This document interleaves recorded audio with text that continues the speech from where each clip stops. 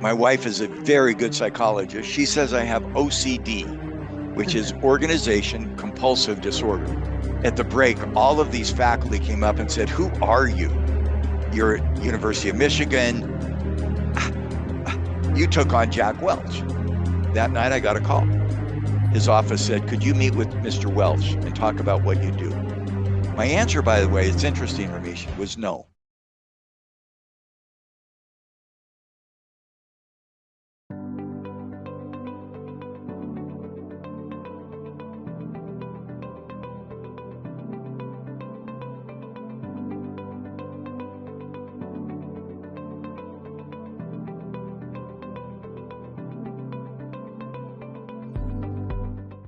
Welcome to the Global HR community. I'm Ramesh Ranjan, the co-founder of GHRC. GHRC, as it's popularly known, is a global digital community platform that brings together people managers, business leaders, HR professionals, entrepreneurs, academicians, and students to promote excellence through people in individuals, in organizations, and the society at large through our guiding principles of connect, learn, and grow. As part of our GHRC talk show, we are proud to present the HR Guru Series, a platform dedicated to honoring the pioneers who have shaped the HR profession. As we launch this special initiative, there is no better way to begin than by featuring the legendary Dr. Dave Ulrich, widely recognized as the father of modern HR. His groundbreaking contributions have redefined HR's role, transforming it from an administrative function into a strategic powerhouse that drives business success.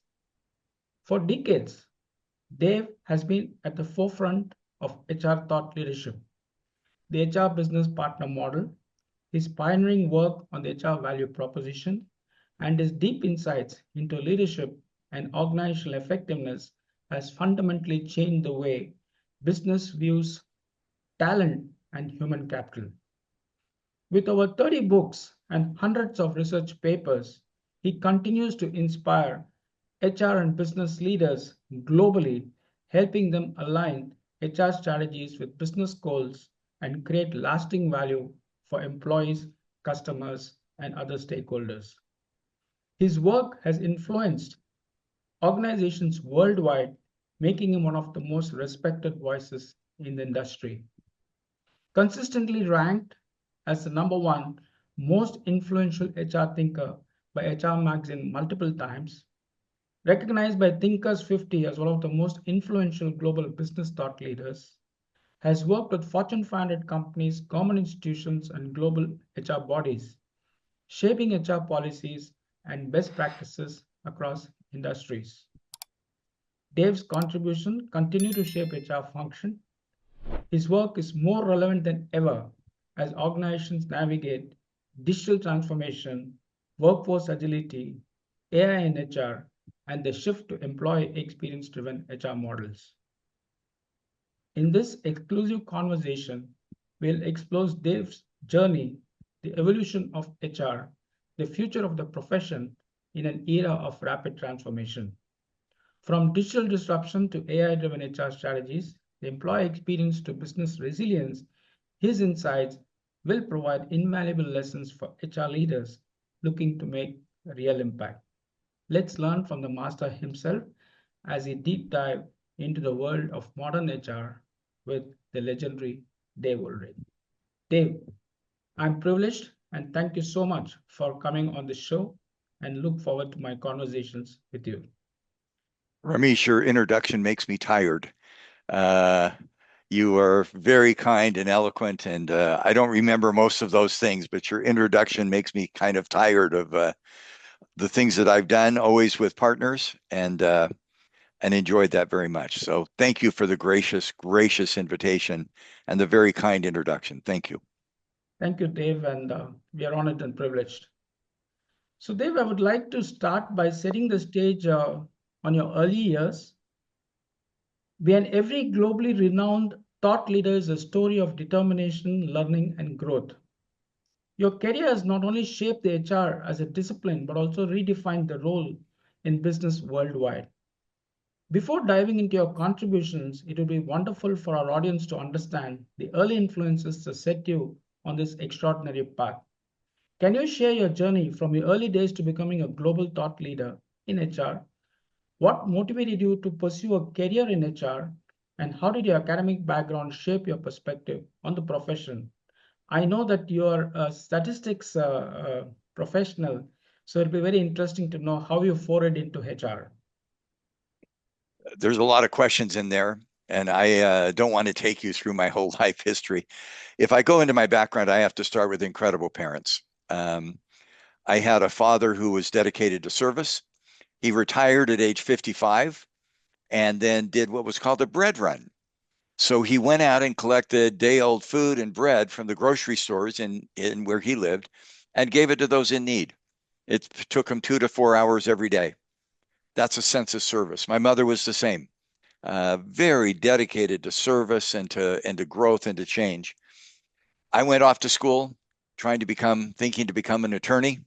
Oh, Not sure why, but on that way. I took a course in organizational behavior on the advice of a colleague. And the professor, his name was Bonner Ritchie, captured my imagination. He said, "You are in this course to discover how organizations where you live, where you work, where you worship, where you play, shape how you think and behave. And then write a paper and tell me what you learned." I was an English major, and so I cheated. I admit my cheating. I did a paper on um, the ideal organization man from some of the literature in English. I did a paper on Beowulf as the ideal organization man. I read it in my English class and I wrote it about organization. I did a paper on power in Paradise Lost and on leadership in Shakespeare. And so every time I wrote a 10-page paper in English, I do it to my English professor and to my organizational behavior professor. He called me in and said, "You've written 15 10-page papers." I didn't tell him then that they were multitasking. He knew that. He was smart enough. And he said, "You should take another course." And he captivated me. Just looking at how organizations operate, how they think, and how they influence how we think and how we behave. My wife is a very good psychologist. She says I have OCD, which is organization compulsive disorder. I reorganize companies wherever I go. I'm horrible to go to dinner with because in the middle of the dinner, I'll say to the server, "Have your manager come over. I could increase the efficiency of this restaurant by 10%." Um, it's my passion, it's my interest, and I continue down that way. I got my undergraduate degree. I decided to try a PhD. Nobody in my family has a PhD. And in the PhD program, I found that the theory was less interesting than the practice. And so the way that I wanted to learn theory and practice, I was in Los Angeles at UCLA, as I went to three or four local schools and said, "I'm a PhD student. Could I teach some of your classes?" So over 5 years, I taught 34 courses in 3 universities. Anything, group behavior, org structure, leadership, I would teach. And by teaching, I would learn how to apply the ideas I was learning during my PhD. Also, during my PhD, I stumbled into statistics. And in most PhD programs in psychology and sociology and economics, they have 3 or 4 PhD courses. I took that series in economics, in business, in psychology, in sociology, and education. So I had most of my PhD was around statistics, and my mentor was brilliant. I'm almost done. His name was Bill McKelvey. Bill was a taxonomist. He did classification. He wrote a book on classification that had 300 pages and no examples. He was very proud of that. He was pure theory and math. Classification is the science of making the complex simple. And Ramesh, that's been my whole career. Look at leadership, a complex area. How do we simplify it? Look at HR, a complex area. How do we simplify it? Look at strategy that's complex. How do we simplify it? And so my PhD is in numerical taxonomy. How do you look at data to create simple solutions to problems? My passion is to turn those ideas into practice. And that's where I started. Went to Michigan as a professor, been there 40 years, having a real privilege of continuing that journey of looking at complex organizations and people and then getting data to turn the experience into a practice. Great, Dave. No wonder you're such an eloquent writer and a professor because of your English literature background. No wonder you've been a great analyst. The way in which you present your papers with data, the research, I think your statistical background has really helped you into it. And of course, your interest in organization compulsive disorder, right? OCD. Yeah. Your passion for HR. I see every other day you keep coming up with new ideas and writing shows your compulsion behavior in terms of HR. So Dave, just let's moving forward in terms of pioneering HR. You started off with the HR business model. In the history of HR, the introduction of the HR business partner model stands out as a landmark moment. It shifted HR from being a transactional and operational function to a strategic enabler of business success. This model is embraced by organizations across the globe and remains a cornerstone of modern day HR practices. My question to you, Dave, is what transpired or inspired the HR business partner framework, and how did you think it has transformed HR's role in the organizations globally? As I observe companies, one of the things I begin to notice is business leaders are less interested in the HR practice and more the outcome. What am I Okay. going to get because I do the HR work better? I was privileged at the University of Michigan to join four amazing faculty. C.K. Prahalad, the godfather of strategy and number one in Thinkers 50, Ray Riley in finance, Tom Kinnear in marketing, Dennis Severance in technology, and me in organization as a very young faculty to work with executives and to say to the executive, what's the problem you're running into around people and organization? It isn't the latest research on succession planning. It isn't the latest research on culture. It's I want to build an organization that has leadership bench. I want to help my customers succeed. And so I begin to say, what do HR people need to know and do to make that happen with great colleagues? And we discovered that there's four at that point, this was 30 years ago, there's four roles. You got to be a strategic partner, you got to know strategy, you got to be a change agent, make things happen, you got to be an employee advocate and an administrative expert.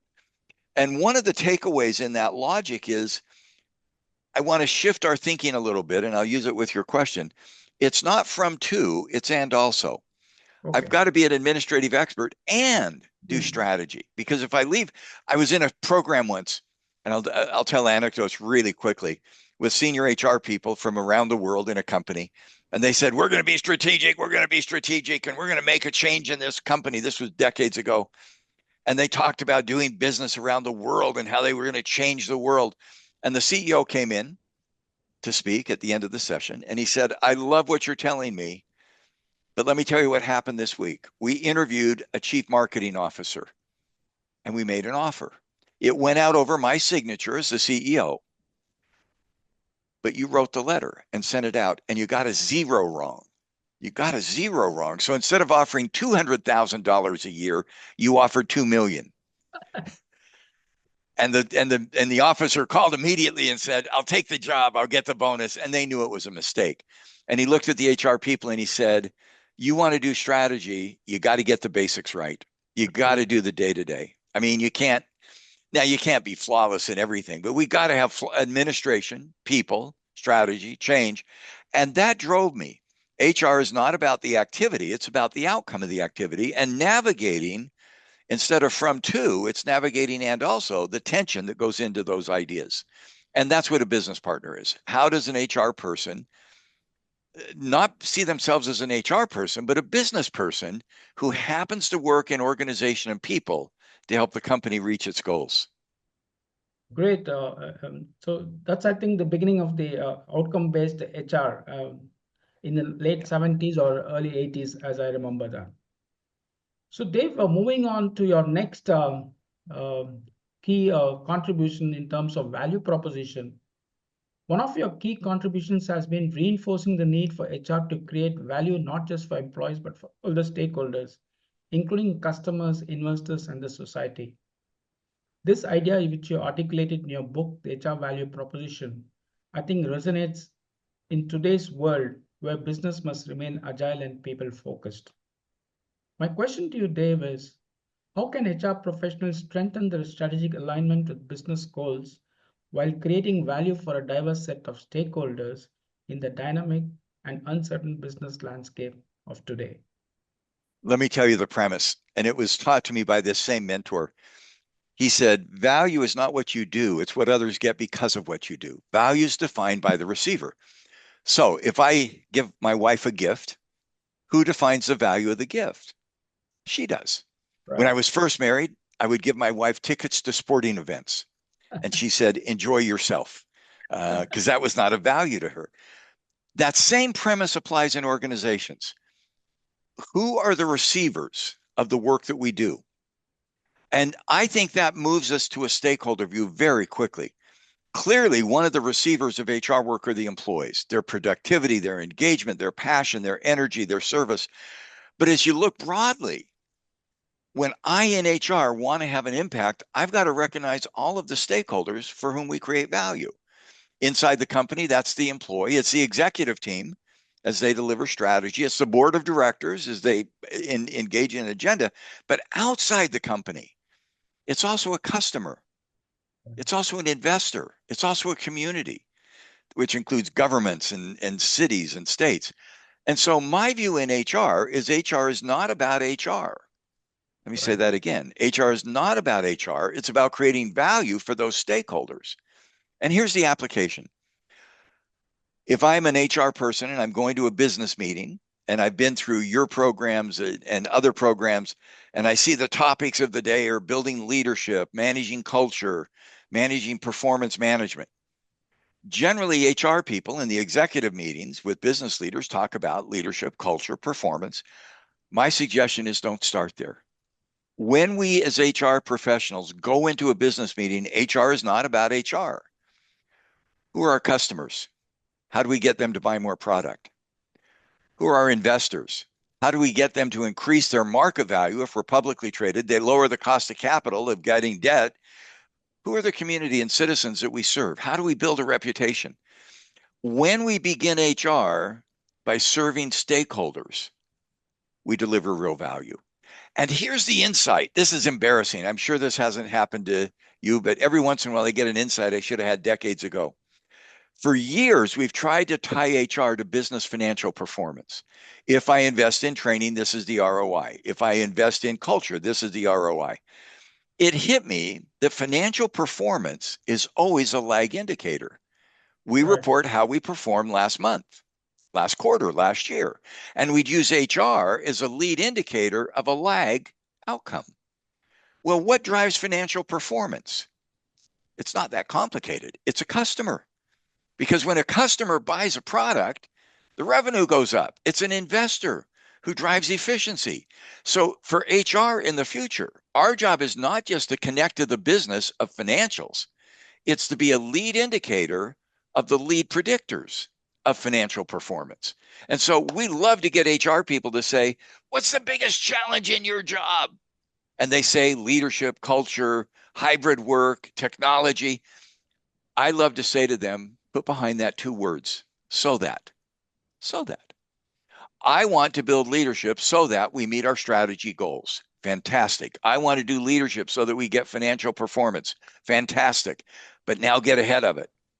I want to do leadership so that our customers have a better experience with our company.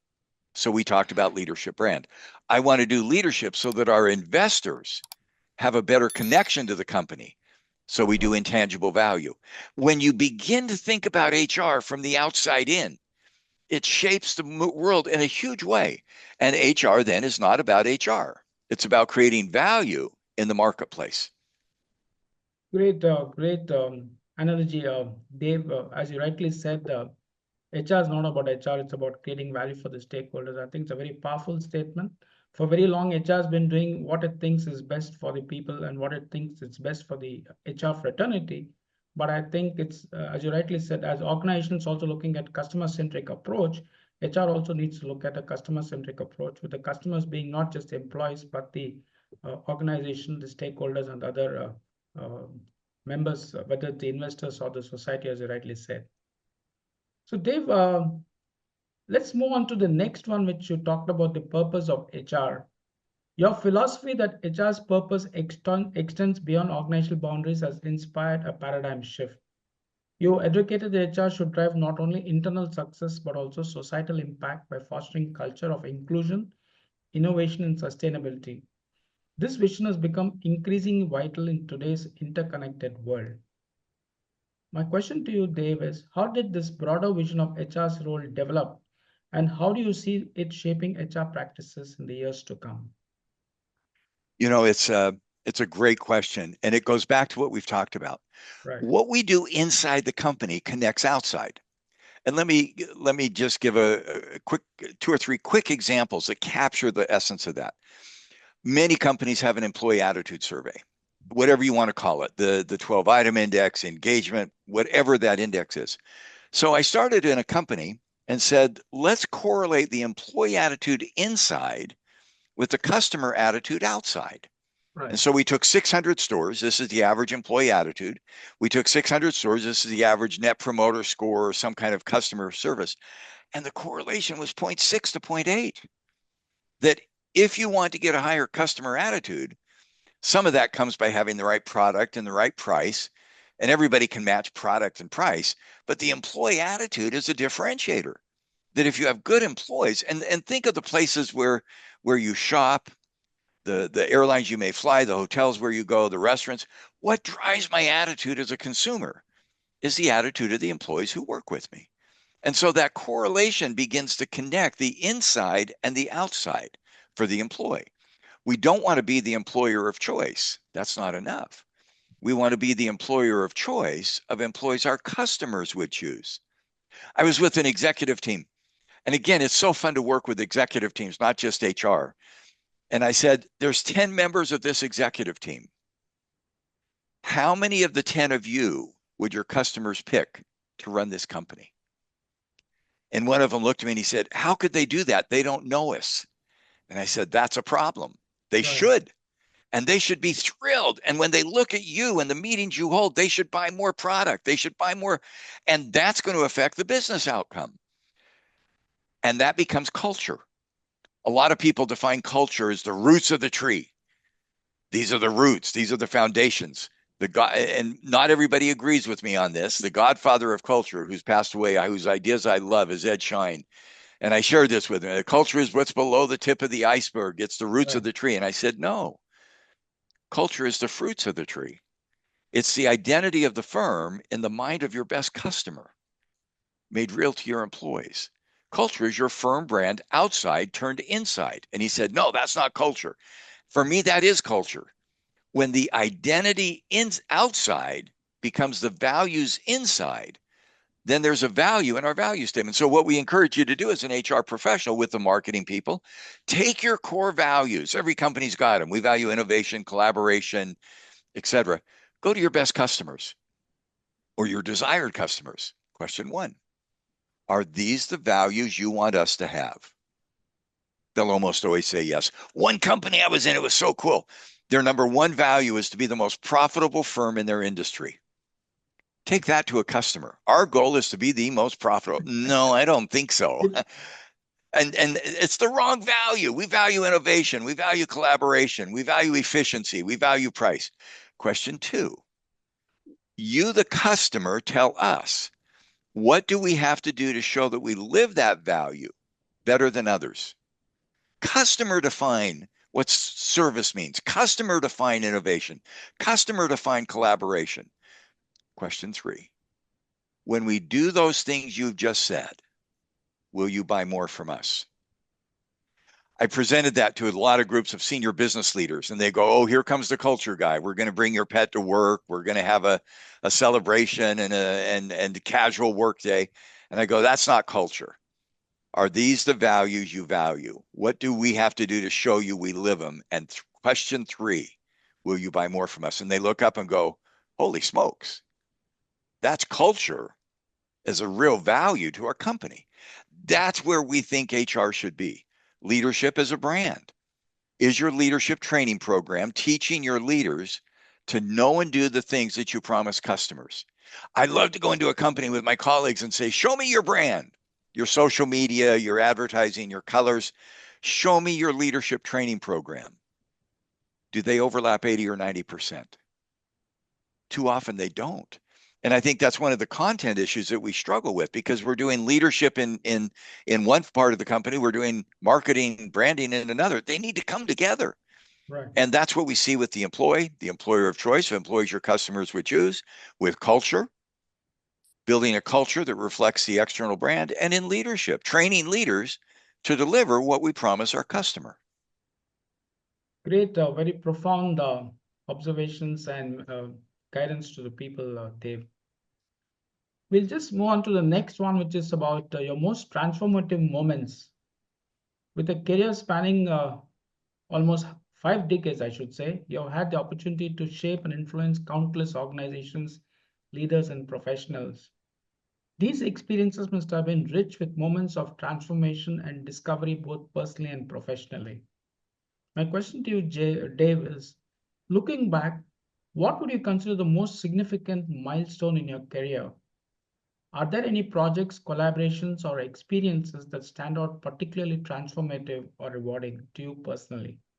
Let me share two or three. There have been so many, especially people. This is a world of relationships. I had good grades. I had good academics, as people do who get into a PhD program. And as I got into my PhD program at UCLA, remember I took a lot of statistics, which meant I didn't take all the courses in the business school. Right. So I decided, what do I want to do? I want to have an impact. I want to shape people's thinking and behavior. I had a course called, and I'm embarrassed to say it, but the professor is well gone, phenomenology, philosophy of science, phenomenology. Great philosophy. Read Hegel, read all these. And I read the first week and I thought, this isn't helping me do what I want to do. I'd rather go teach these 34 courses at local universities. So I went to the dean of the doctoral office and I said, this is a required course. And they said, yes. And I said, what does that mean? And she said, what do you mean? I said, do I have to pass the course? And she said, nobody's ever asked me that. And she said, it's got to be on your transcript. Good. So I went to the professor and I said, no offense, I've only had one class with you, but I'm going to take an F because I'm not going to come back. And the 50 hours or so, 100 hours I would have spent trying to understand phenomenology, I'm going to go do teaching in other universities. I'm going to go do some consulting and I'm going to do other things. I'm not sure I'd advise that for most people, but I have the lowest, I think, GPA in the history of the PhD program at UCLA because I took two Fs. But I did other things. It wasn't that I was idle. And then I stepped into risky things. One of the big projects, and no, you're way too young to remember, but there was a U.S. president named Ronald Reagan, I know. and the air traffic controllers went on strike, and he Okay. fired 10,000 of them. Oh, Well, there's obviously a human resource problem. You don't fire 10,000 people, and it was a crisis. I had been teaching at Michigan in our executive program, Human Resources, with those great colleagues. And so they invited me to meet with them. What should we do to upgrade the human resource work in the FAA, Federal Aviation Administration? They had a 200-page plan for the future of the aviation. It didn't have anything on people. And so I worked with the FAA training the leaders, not the HR staff. How do you become a better people manager? And I spent a year and a half running around in groups of 25 training leaders in the government agencies. That led me to other projects. One of the most powerful was General Electric. Jack Welch was a great executive, and everybody remembers the legacy, Neutron Jack, powerful. He decided once to have in faculty who taught at their Crotonville, their training center, that he'd meet with them, that they became his ambassadors to share the message that he wanted. And he said, strategically, one or two in every market, fix, sell, or close. Financially, we've got to make money. And now go liberate our people. Do a 2-day training program to free up all of our people. I was the youngest person in the room. Harvard professors, INSEAD professors. I raised my hand and I said, a 2-day training program to, quote, liberate people is going to be a waste of money. People will check and they won't change. In fact, I think I said something like, if you want to waste $15 million, buy an airplane and fly around. It won't do as much damage as a 2-day stupid program. At the break, all of these faculty came up and said, "Who are you? You're at University of Michigan. You took on Jack Welch." That night, I got a call. His office said, "Could you meet with Mr. Welch and talk about what you do?" My answer, by the way, it's interesting, Ramesh, was no. Give me 48 hours. And in that 48 hours, I called everyone I knew who was smarter than me and said, "Let me steal your idea." There was a program at GE called Culture Change Workout that became Six Sigma. I became one of the architects of that agenda because we were showing Mr. Welch that changing behavior is not a program. It's not a 2-day workshop. It's not. It's a changing the fundamental ways we think and behave. And workout Six Sigma, some of the things they did there were so powerful. And I was lucky enough, and I hope wise enough, to bring in an amazing group of colleagues, Steve Kerr at the top of the list, who then got hired at GE to help transform GE and Goldman Sachs. So those are some foundational experiences. They've continued. Just loving to go into companies and say, don't start with HR. What does this business need to succeed with your customer, your investor, your community, to make your strategy happen? Don't look at strategy as a mirror. Look at strategy as a window through which you see the outside world. I got to confess, I was scared in every one of those cases. Scared to death at the doctoral program. I'm taking an F. I've never had an F in my life. I failed 2 courses. The FAA, I don't know how to change aviation, but I do know how to work with people to discover it. I remember at General Electric, Mr. Welch had me speak at their annual officers meeting. I didn't sleep the night before. I called my wife, who was a very good psychologist, and she had to calm me down and take me through calming activities. Um, but I think sometimes when we stretch ourselves around the right questions and then are open to discover, I think that's where the learning comes from. Very nice examples, Dave.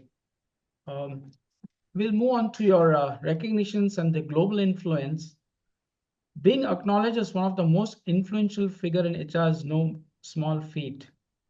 Your work has earned global recognition, yet it's clear that your focus has always been on advancing the profession rather than seeking accolades.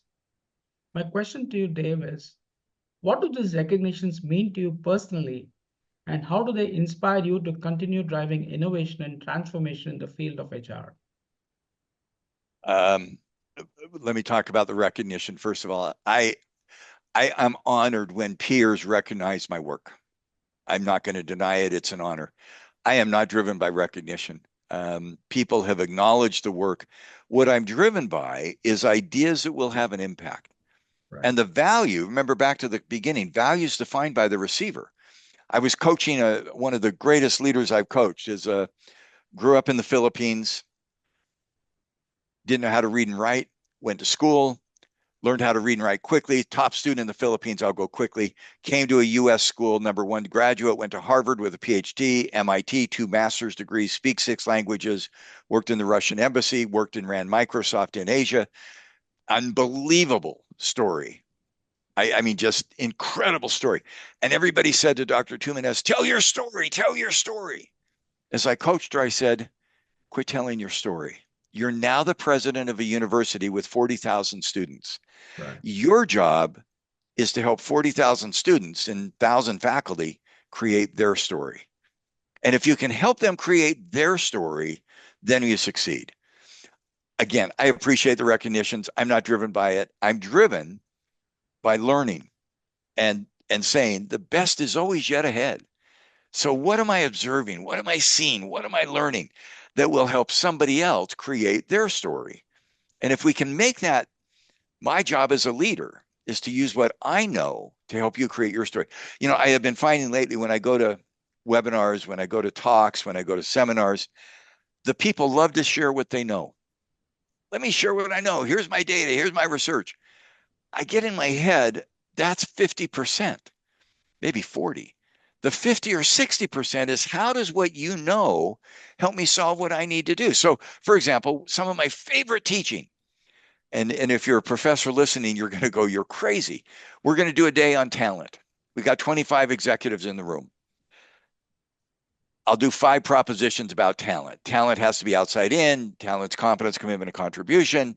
And then I'll say, what's the biggest talent challenge your company's facing? Take 10 minutes, write it down. Let's list them on the board. We list them. They fall into 4 bundles. And I say, that's our agenda the next 7 hours. We're going to talk about how do you attract the right people because 4 of you are struggling with that. We're going to talk about how do you pay people for performance? How do you build meritocracy into compensation? We're going to talk about how do you retain the right people? We're going to talk about engagement. We're going to talk about diversity. If it's your challenge, I will help you get ideas to make it happen. Sometimes it scares me to death because the challenge is something I know nothing about. How do we hire people in China? I don't know. Let's talk. Let's co-create. By the way, I say that to faculty. I say your job as a teacher is to create learning solutions for the problems your participants in executive programs have, not to share what you know. And they all go, well, then what are you going to cover at 2 o'clock? And the answer is, I have no idea. But whatever we cover, it's going to be helpful to the people in the room. I find that mindset just so, to me, that's exciting. By the way, to my friends, that's scary because they say, I need to know exactly where I'm going with this lecture. I don't know where I'm going, but where I am going is to help somebody in the room walk away having some solutions to their issues. To me, that's the connect, learn, and grow. And I pick those 3 words advisedly. How do I connect with people? How do I learn together? And how do we grow to solve the right problems? Thank you so much, Dave, and so very humble of you with all your accolades. No wonder we call you the HR guru, and you're so very forthright about adding value to stakeholders. And I think you add value to all those people who interact with you. And I've been a great recipient of that. And thank you so much, Dave. We just move on to the next section where I want a little bit of reflections and advice for the HR professionals. Uh, Talking about the evolution of HR and its future, over the years, HR has undergone significant changes from the rise of HR technology and analytics to a stronger emphasis on employee experience and culture. As we look to the future, the role of HR continues to expand in new and exciting ways.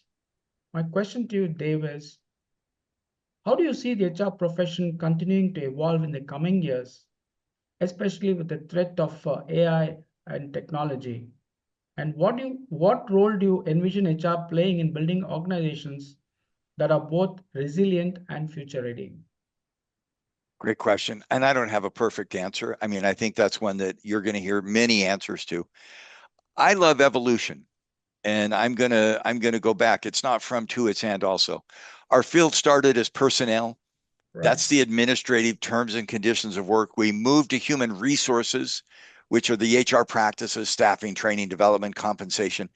Today, we talk a lot about human capital, which is managing the individual. You talked about that, the employee, making sure that he or she has the skills, and skill-based organization is part of that evolution, building on competence. I see the next move. So personnel, terms and conditions of work, human resources, HR practices, human capital, linking the talent to the strategy of the company. I'm calling the word human capability. And for me, human capability is a fascinating term because it's got 4 elements. One is talent. That's the human.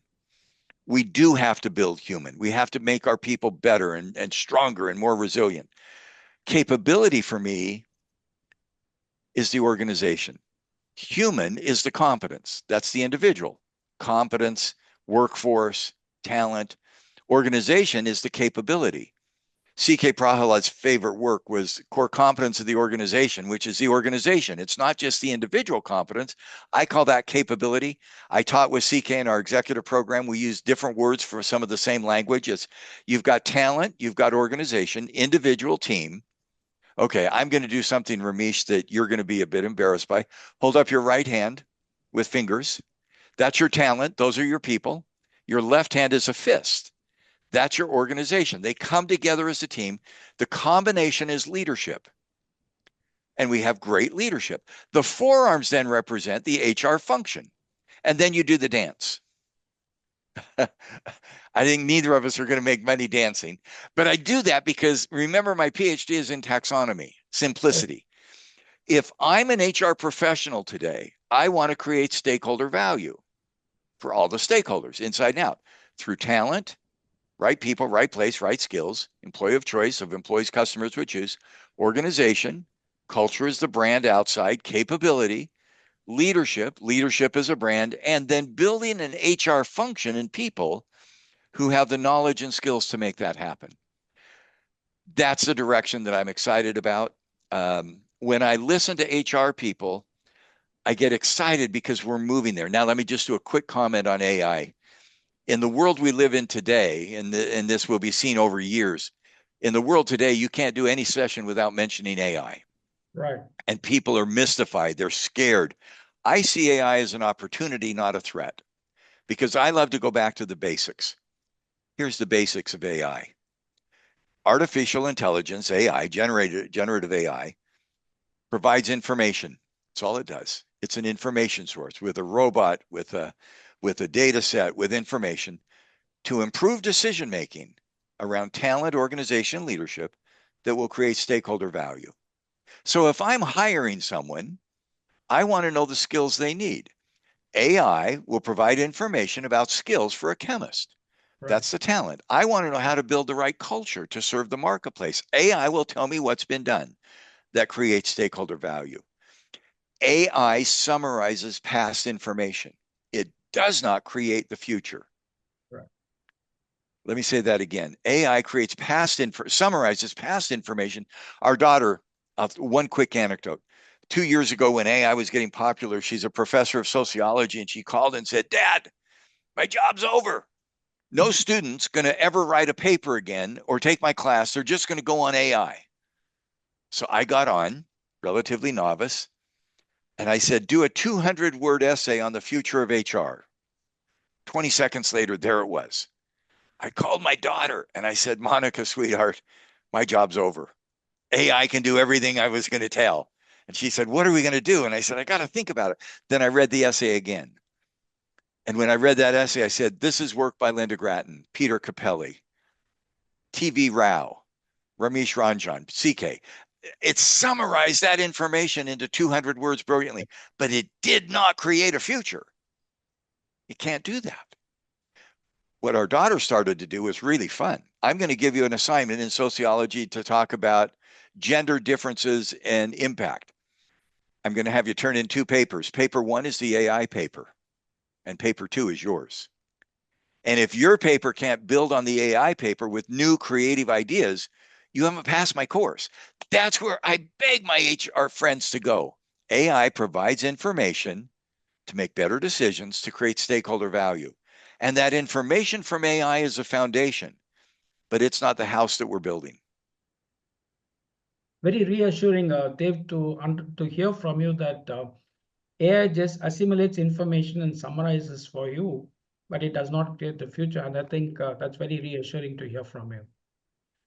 Dave, what advice would you give to young professionals aspiring to make a difference in HR?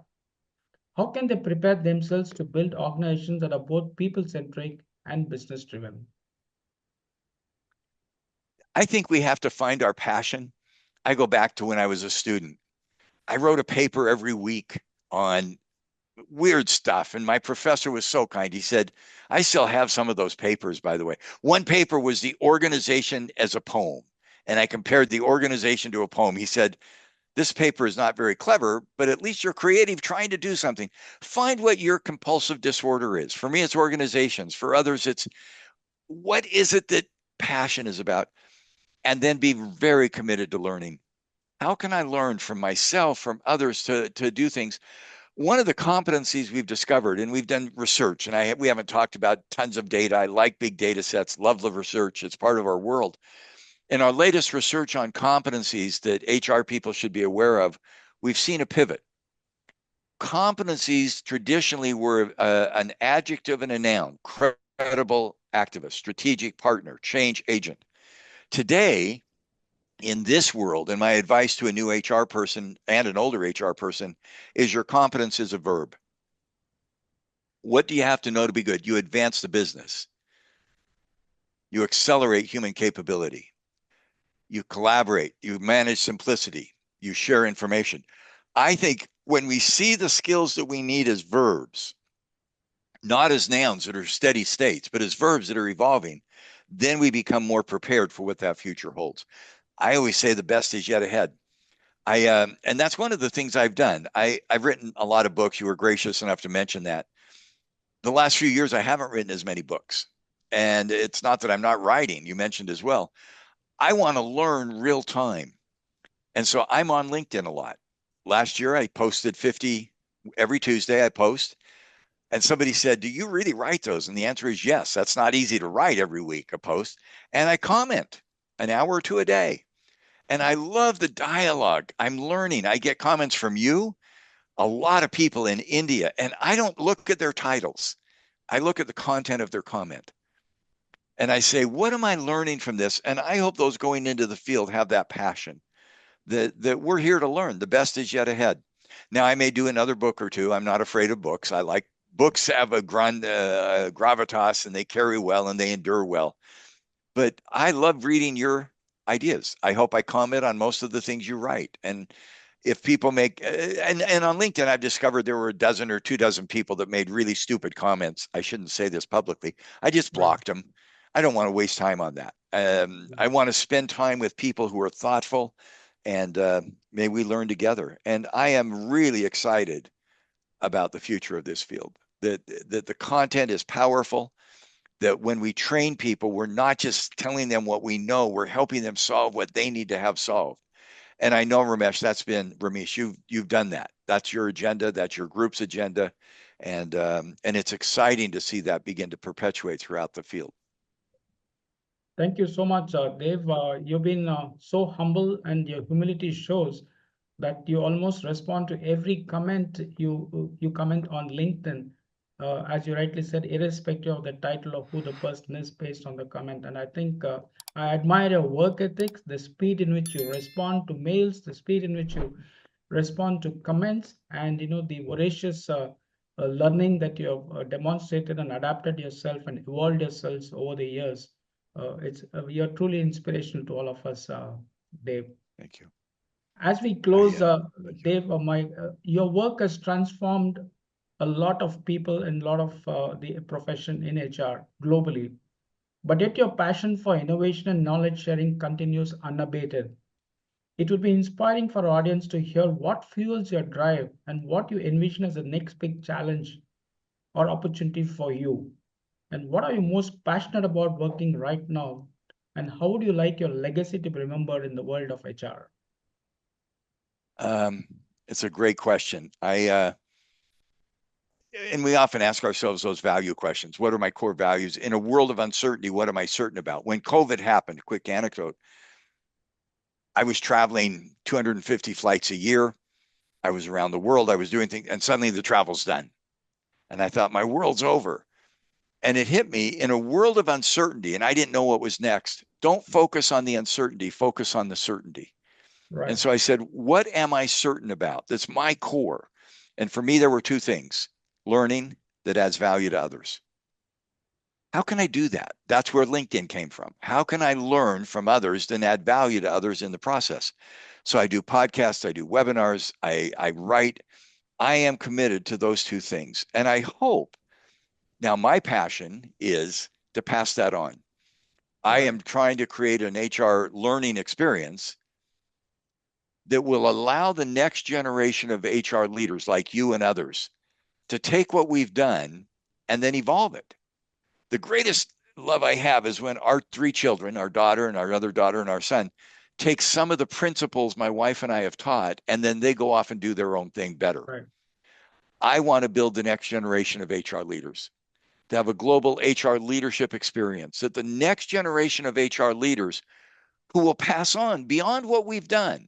And I hope I built on others. I hope I give credit to the incredible women and men who've shaped this field. And I hope they'll share some credit, but I hope they'll take the field to where it's not gone. So that's my passion right now. How do I build the next generation? And how do we get them moving on? Now, I think it's going to be around, and these are my 6 words. Somebody said, Dave, you've got to get it into one word. I don't have one word, but I have 6.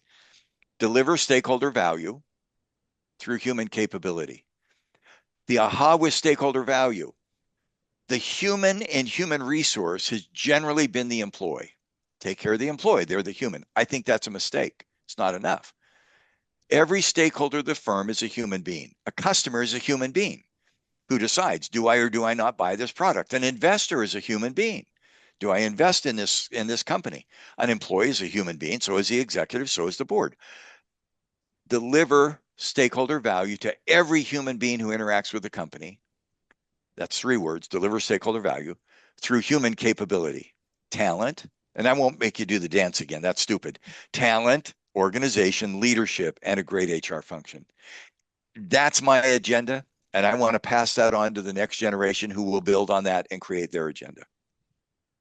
Great, Dave, and I've been a recipient of your generosity in terms of passing on your knowledge, your experience, and nurturing and mentoring people like us.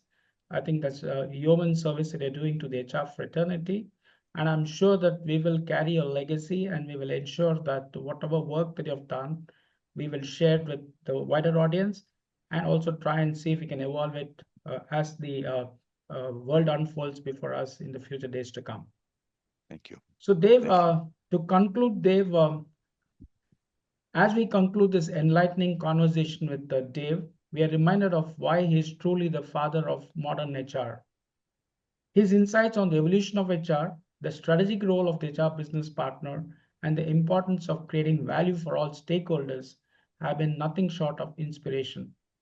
From his early journey to shaping the future of HR, his wisdom continues to guide and empower HR and professions across the world. Dave, it's been an absolute honor to have you on our HR Guru series. Your contributions have not only transformed the HR profession, but also set the foundation for the next generation of HR leaders. Thank you for sharing your journey, your philosophy, and your vision for the future of HR. We are grateful for your time, your insights, and your unwavering commitment to the advancement of the profession. To our Thank you. audience, we hope this conversation has sparked new ideas and inspired you to rethink the role of HR in driving business success and continuing the legacy of Dave and his teachings. Thank you so much, Dave, and I wish you all the very best. And if you have any concluding remarks, be more than happy to hear from you. 5 words: the best is yet ahead. The best is yet ahead. Thank you. Thank you, Dave. Thank you so much.